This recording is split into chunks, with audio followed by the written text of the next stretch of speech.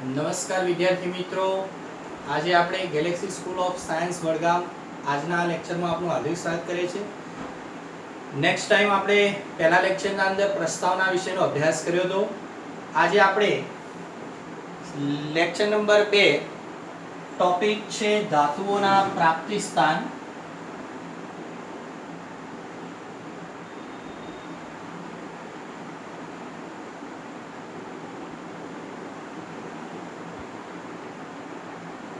આજે આપણે topic number 1 ધાતુઓના પ્રાપ્તિ સ્થાન. તો સૌથી પહેલા જો આપણે વાત કરીએ તો ધાતુ આપણને ક્યાંથી પ્રાપ્ત થાય છે? તો ધાતુ એ પૃથ્વીના પોપડામાંથી પ્રાપ્ત થાય છે. આ જે ધાતુ જે છે એ લગભગ ઘણા બધી રીતે જો મળે તો સંયોજન સ્વરૂપે આપણને પ્રાપ્ત થાય છે. ક્યાંક અલ્પ માત્રાના અંદર એ મુક્ત સ્વરૂપે પણ પ્રાપ્ત થતી હોય છે. તો મુક્ત સ્વરૂપે જો વાત કરીએ તો કેટલીક ધાતુ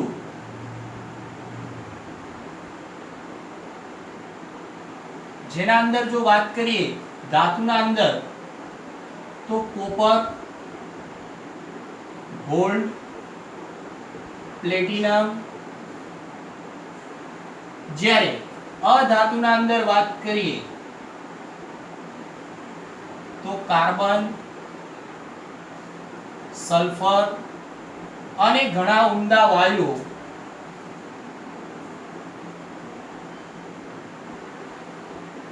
જે આપણને કુદરતમાં મુક્ત સ્વરૂપે મળે છે. કેટલીક ધાતુમાં જો વાત કરીએ તો કોપર છે, ગોલ્ડ છે, પ્લેટિનમ છે. અધાતુના અંદર વાત કરીએ તો કાર્બન અને સલ્ફર છે અને ઘણા જે ઉમદા વાયુઓ છે એ કુદરતમાં આપણને મુક્ત સ્વરૂપે મળે છે. જેના અંદર જો કાર્બનની વાત કરીએ તો આ કાર્બન છે એ પૃથ્વીના પોપડામાંથી હીરો અને કોલસા સ્વરૂપે પ્રાપ્ત થાય છે. કાર્બન એ પૃથ્વીના પોપડામાંથી આપણને હીરો અને કોલસા સ્વરૂપે પણ પ્રાપ્ત થાય છે. ઘણી બધી જે ધાતુઓ છે એ લગભગ બધી સંયોજન સ્વરૂપે જ પ્રાપ્ત થાય છે.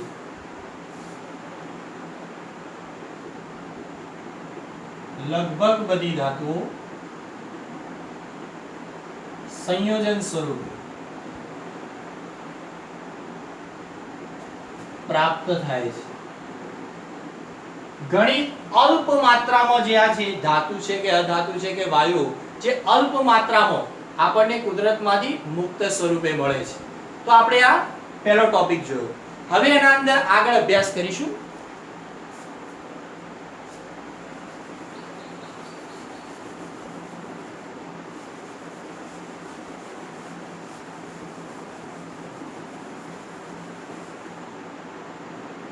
હવે વાત કરીશું પૃથ્વીના પોપડામાં સૌથી વધુ કયા તત્વનું પ્રમાણ છે. હવે આ બધા જે સંયોજિત સ્વરૂપે જે તત્વો મળે છે એ તત્વોની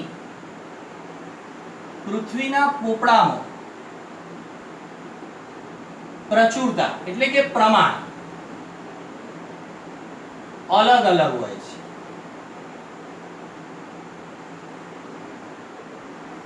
તો આપણે એના વિશે વાત કરીશું. તો પૃથ્વીના પોપડાના અંદર જે ઓક્સિજન જે છે એ સૌથી વધુ પ્રમાણમાં મળી આવતું તત્વ છે. એના પછી છે સિલિકોન અને એના પછી છે એલ્યુમિનિયમ. ઓક્સિજનની વાત કરીએ તો એના જે પર્સન્ટેજ છે એ 48% છે. જ્યારે સિલિકોનના પર્સન્ટેજ જોઈશું તો 27% છે અને એલ્યુમિનિયમના પર્સન્ટેજ જોઈશું તો 8.3% છે.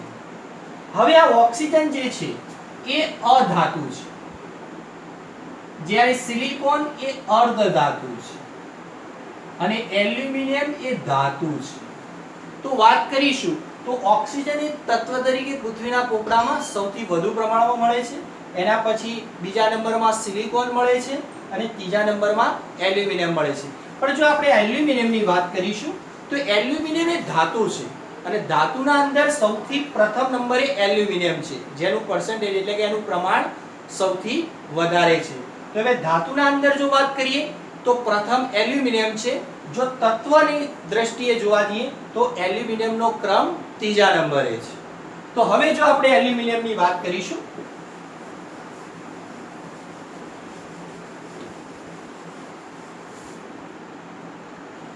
તો પૃથ્વીના પોપડામાં એલ્યુમિનિયમ એ ધાતુ તરીકે પ્રથમ મળે છે. તો પૃથ્વીના પોપડામાં એલ્યુમિનિયમ વિપુલ પ્રમાણમાં મળે છે. સેકન્ડ નંબરે પૃથ્વીના પોપડામાં તેનું પ્રમાણ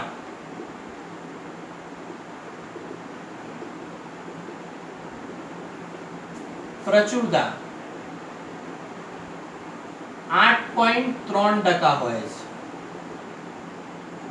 આમ જોવા જઈએ તત્વની દ્રષ્ટિએ તો એલ્યુમિનિયમ ત્રીજા નંબરના ક્રમે મળે છે.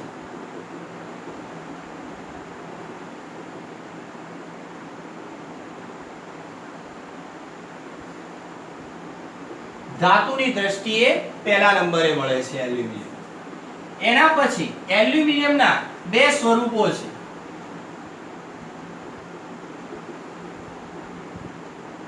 એક છે અબ્રક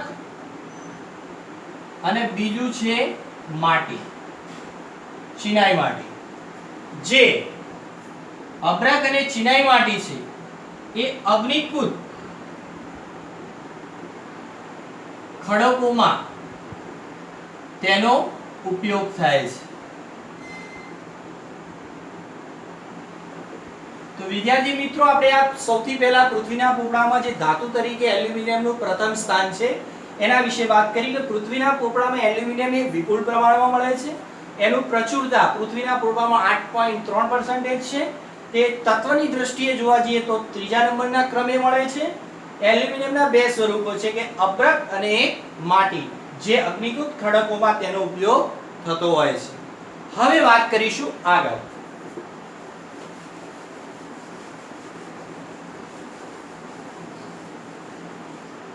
હવે પૃથ્વીના પોપડામાં જો ધાતુ તરીકે બીજા નંબરના ક્રમે આપણને આયર્ન એટલે કે લોખંડ મળે છે, Fe.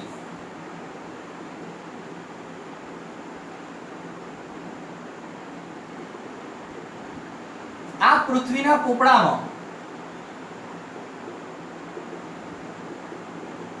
બીજા નંબરના ક્રમે મળે છે.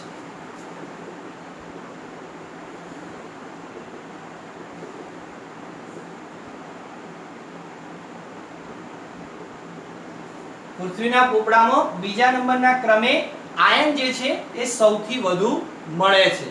હવે આ જે આયન છે એ સંયોજન સ્વરૂપે મળે છે.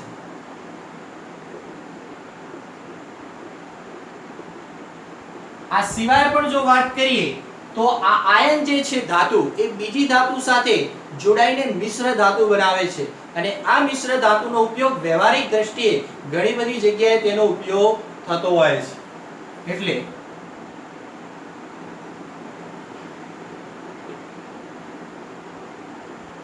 ઘણી બધી જગ્યાએ વ્યવહારિક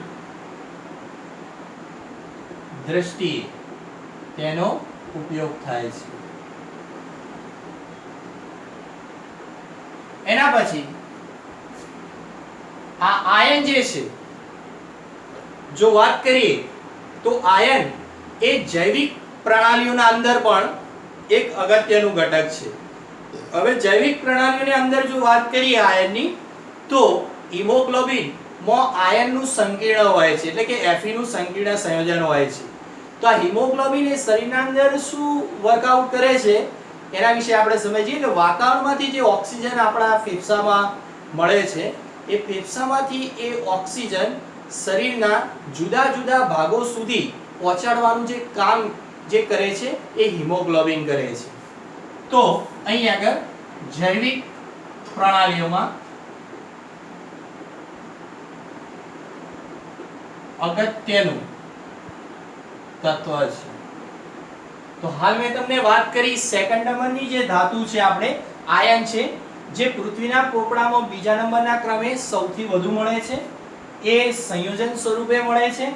એનો જે ધાતુ છે આયન એ બીજી ધાતુઓ સાથે મિશ્ર થાય છે, જેના કારણે મિશ્ર ધાતુ બનાવે છે અને એ મિશ્ર ધાતુનો ઉપયોગ ઘણી બધી જગ્યાએ વ્યવહારિક દ્રષ્ટિએ પણ એનો ઉપયોગ થાય છે અને આયન જે છે જૈવિક પ્રણાલીઓના અંદર પણ અગત્યનું તત્વ. જૈવિક પ્રણાલી બીજું કશું નથી પણ હિમોગ્લોબિન ના અંદર આયનનું સંકીર્ણ સંયોજન હોય છે અને એ હિમોગ્લોબિન વાતાવરણમાંના જે ઓક્સિજન છે ફેફસામાં મળે છે અને ફેફસામાંથી આ હિમોગ્લોબિન રુધિરમાં રહેલું હોય છે હિમોગ્લોબિન જે શરીરના જુદા જુદા ભાગો સુધી ઓક્સિજન પહોંચાડે છે. હવે પછી નેક્સ્ટ જોઈશું.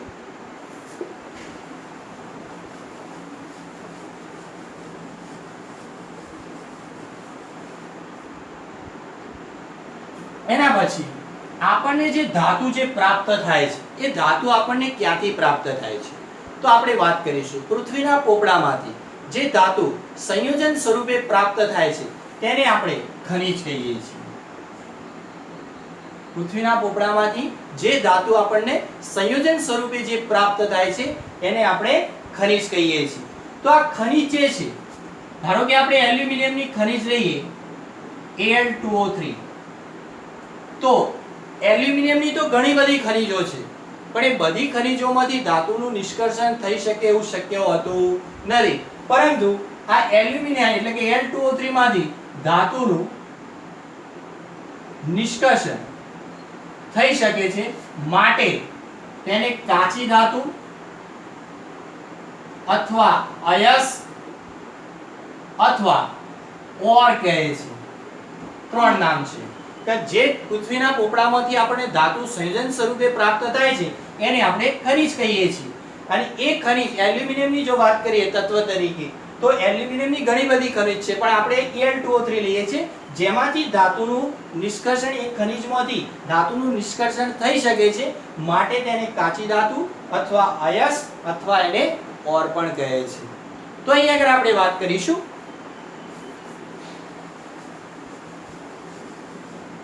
કે જે પણ કઈ ધાતુ છે એ ધાતુ આપણે મેળવવી છે. એ ધાતુ મેળવવા માટે આપણે પૃથ્વીના પોપડામાં યોગ્ય ખનિજ મેળવીશું. એ ખનિજમાં એવી ખનિજ પસંદ કરીશું કે જેના અંદર યોગ્ય પ્રમાણમાં એ ધાતુનું ખનિજમાંથી યોગ્ય રીતે એનો સ્ત્રોત તરીકે અથવા એનું નિષ્કર્ષણ કરી શકાય. તો એવી ધાતુ જે આપણે ખનિજ ઉપયોગ કરીશું કે જેમાંથી યોગ્ય રીતે ધાતુનો સ્ત્રોત મળી શકે અથવા એમાંથી કાચી ધાતુનું નિષ્કર્ષણ કરી શકાય. તો એવી જે ખનિજ છે એને આપણે કાચી ધાતુ અથવા એને અયસ્ક અથવા એને ઓર પણ કહી શકાય છે.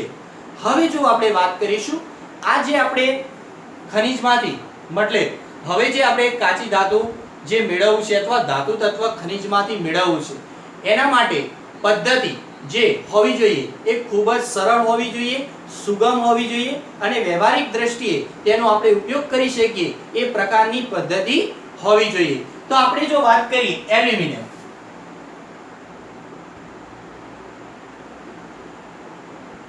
આ એલ્યુમિનિયમની જે ખનિજ છે બોક્સાઇટ, એમાંથી આપણે એલ્યુમિનિયમનું નિષ્કર્ષણ કરી શકીએ છીએ. જો આયન માટે લઈએ Fe માટે તો આપણે આયન ઓક્સાઇડનો ઉપયોગ કરીએ છીએ. હવે જો આયન ઓક્સાઇડમાં વાત કરીએ તો આપણે FeO લઈ શકીએ, Fe2O3 લઈ શકીએ, Fe3O4 લઈ શકીએ. જેમાંથી આ બધી જ ખનિજમાંથી આપણે આયન એટલે કે ધાતુનું આપણે નિષ્કર્ષણ કરી શકીએ છીએ. પણ જો આપણે પાયરાઇટ્સ લઈએ, આયન પાયરાઇટ્સ FeS2, તો આમાંથી જે સલ્ફર જે છે એ સલ્ફર ડાયોક્સાઇડ બનાવે છે અને આ સલ્ફર ડાયોક્સાઇડ એ વાતાવરણ માટે પ્રદૂષક હોય છે અને ઘણી વખતે એસિડ વર્ષા પણ કરે છે. માટે કરી એવી ખનિજ આપણે પસંદ કરીશું કે જેમાંથી ધાતુનું સરળતાથી નિષ્કર્ષણ થઈ શકે અને વાતાવરણમાં પણ એ નુકસાન કરતા બને નહીં. તો આપણે આ પ્રકારની ખનિજનો ઉપયોગ કરી શકાય નહીં કે જેના કારણે આ જે વાયુ ઉત્પન્ન થાય છે સલ્ફર ડાયોક્સાઇડ જે વાતાવરણમાં પ્રદૂષક હોય છે. જો આ પ્રકારે આયન ઓક્સાઇડ જે છે એના અંદર પણ જો વાત કરીએ તો આયન ઓક્સાઇડના અંદર પણ જો સલ્ફરની જો વધુ પ્રમાણમાં જો અશુદ્ધિ હોય તો ઘણી વખતે ભૂજનની ક્રિયા થાય છે અને ભૂજનની ક્રિયા દ્વારા જે સલ્ફર ડાયોક્સાઇડ જે ઉત્પન્ન થાય એ વાતાવરણને ખૂબ જ નુકસાન કરતો હોય છે. માટે આ આયન ઓક્સાઇડના અંદર પણ એ જે અશુદ્ધિ છે સલ્ફરની એ ખૂબ જ ઓછી હોવી જોઈએ. તેના પછી નેક્સ્ટ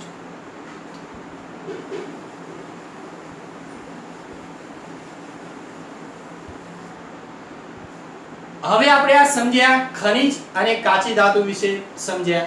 હવે વાત કરીશું ધાતુ કર્મવિધિ.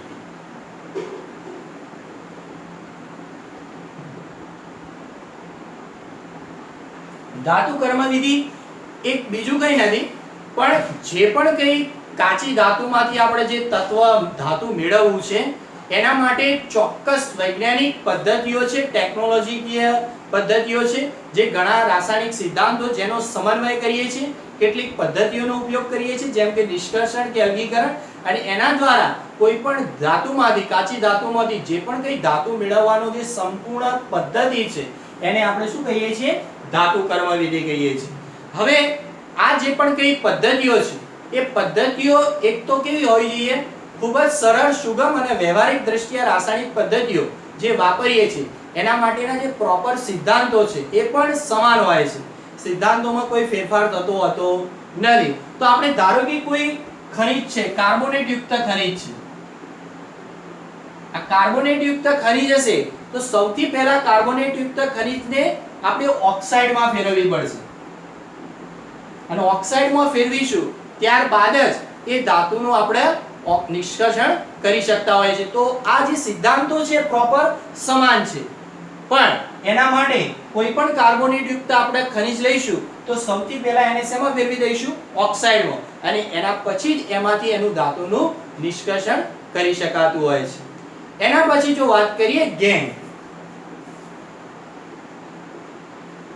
ગેંગના અંદર જો વાત કરીએ કે પૃથ્વીના પોપડાના અંદરથી જે પણ કંઈ આપણે ખનિજ મેળવીએ છીએ એ ખનિજ જે મેળવીએ છીએ એ ક્યારેય શુદ્ધ હોતી નથી. એની સાથે ઘણા બધા અનિચ્છનીય અને ભૂમિય પદાર્થો એની સાથે સંકળાયેલા હોય છે.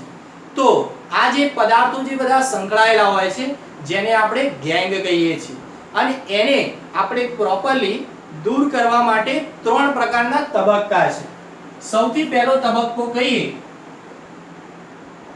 તો અયસ્કનું સંક્રેન્દ્રીકરણ. હવે અયસ્ક એટલે કે કાચી ધાતુ, એનું સંક્રેન્દ્રીકરણ. જો આપણે આ કાચી ધાતુ છે એ કાચી ધાતુની અમુક સાંદ્રતા વધારીએ છીએ એટલે એમાં રહેલી જે કાચી ધાતુમાં રહેલી ગેંગ જે હોય છે એ ગેંગ દૂર થઈ જાય છે અમુક પદ્ધતિઓ દ્વારા. સેકન્ડ નંબરમાં એક કાચી ધાતુ ના અથવા અયસ્કનું અલગીકરણ. હવે અલગીકરણ કરીશું એટલે એમાંથી જે કાચી ધાતુ હોય એમાંથી એ ધાતુ શું થઈ જાય છે? અલગ પડી જાય છે, અને એ જે ધાતુ અલગ પડે છે શુદ્ધ હોતી નથી. માટે ધાતુનું ત્રીજા તબક્કામાં શું કરીએ છીએ? આપણે ધાતુનું શુદ્ધિકરણ કરીએ છીએ. તો આ 3 તબક્કા છે. કોઈ પણ કાચી ધાતુમાંથી જ્યારે આપણે ધાતુ મેળવવી હોય ત્યારે સૌથી પહેલા અયસ્કનું સંક્રેન્દ્રીકરણ એટલે અમુક સાંદ્રતા વધારીએ છીએ માટે કરીને એમાંથી જે ગેંગ હોય, જે અશુદ્ધિ હોય બધી દૂર થાય છે.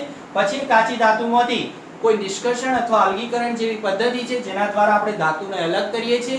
એ ધાતુ જે મળે છે શુદ્ધ અવસ્થામાં નથી હોતી, માટે એ ધાતુનું પછી શુદ્ધિકરણ કરીએ છીએ, અને આ પ્રકારે 3 તબક્કાના આધારે આપણે આ રીતે ધાતુ મેળવી શકીએ છીએ. છેલ્લી વાત કરી લઈએ આપણે.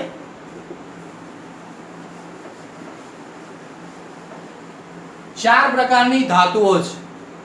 એ 4 પ્રકારની ધાતુની અંદર જો વાત કરીએ તો સૌથી પહેલા એલ્યુમિનિયમની વાત કરીએ.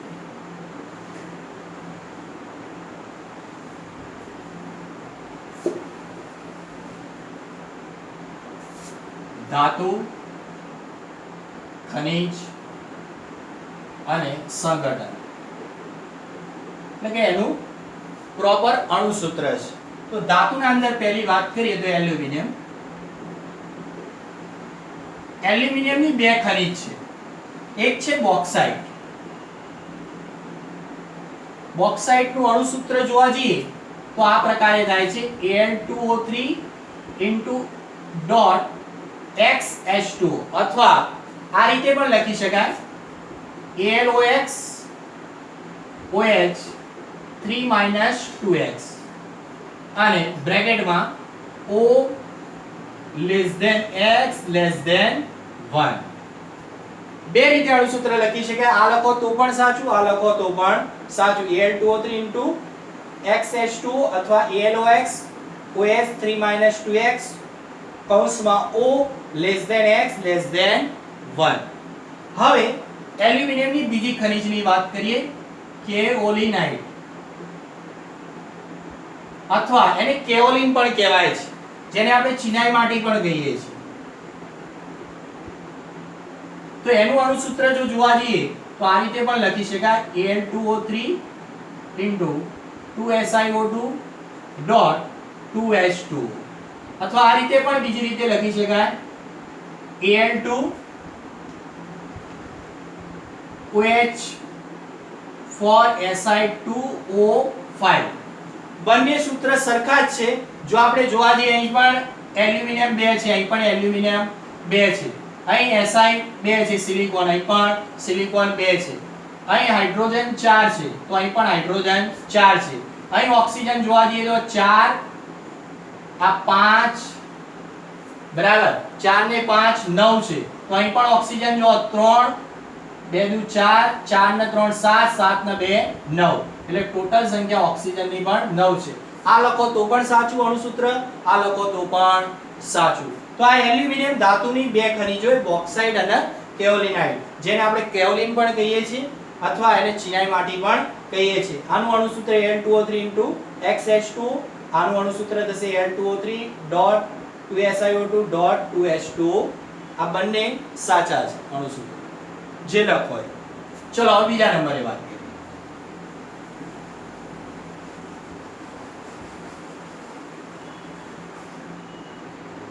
બીજા નંબરે છે આયન.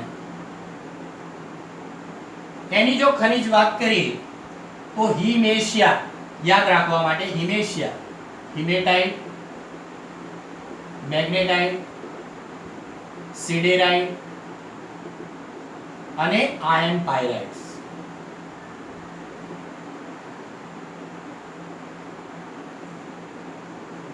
ચલો હિમેશિયા યાદ રાખવા માટે હિમેટાઇટ નું અણુસૂત્ર છે Fe2O3, મેગ્નેટાઇટ નું Fe3O4, સિડેરાઇટ એટલે FeCO3 અને આયર્ન પાયરાઇટ્સ FeS2. બહુ સરળ છે અણુસૂત્ર યાદ રાખવા માટે, હિમેશિયા યાદ રાખવા માટે. ચલો થર્ડ નંબરની હવે વાત કરીશું. આયર્ન પછી આપણે કોપરની વાત કરીશું.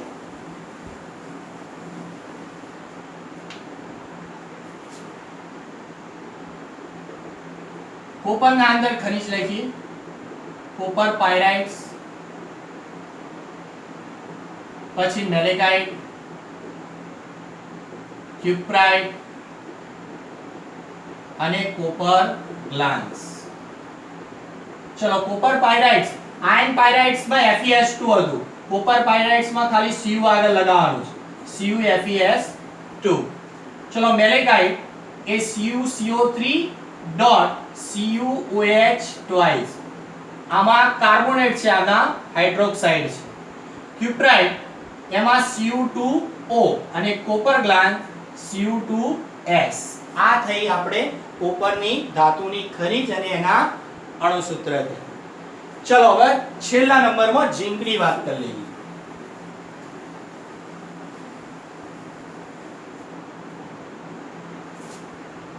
ઝીંકની ત્રણ ખનિજો છે.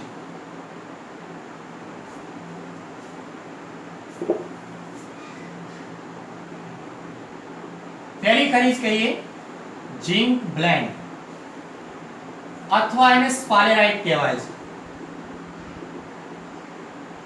જેનું અણુસૂત્ર છે ZnS. બીજા નંબરમાં વાત કરીએ તો કેલેમાઇટ, જેનું અણુસૂત્ર છે ZnCO3. અને ત્રીજા નંબરમાં ઝિંકાઇટ, જેનું અણુસૂત્ર છે ZnO.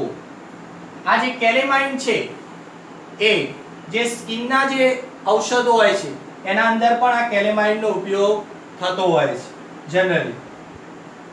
ઓકે, તો આ જે લેક્ચરમાં આજે આપણે ટોપિક ધાતુના પ્રાપ્તિસ્થાન વિશે ભણ્યા. આ જે મેન ચાર ધાતુઓ છે એલ્યુમિનિયમ, આયર્ન, કોપર અને ઝિંક, જે ચાર પ્રકારની ધાતુઓમાં એ ધાતુઓનું નિષ્કર્ષણ, અલગીકરણ અને એના માટેના ચોક્કસ સિદ્ધાંતો વિશે આપણે નેક્સ્ટ લેક્ચરમાં આ 4 ધાતુઓ વિશેનો અભ્યાસ કરવાનો છે.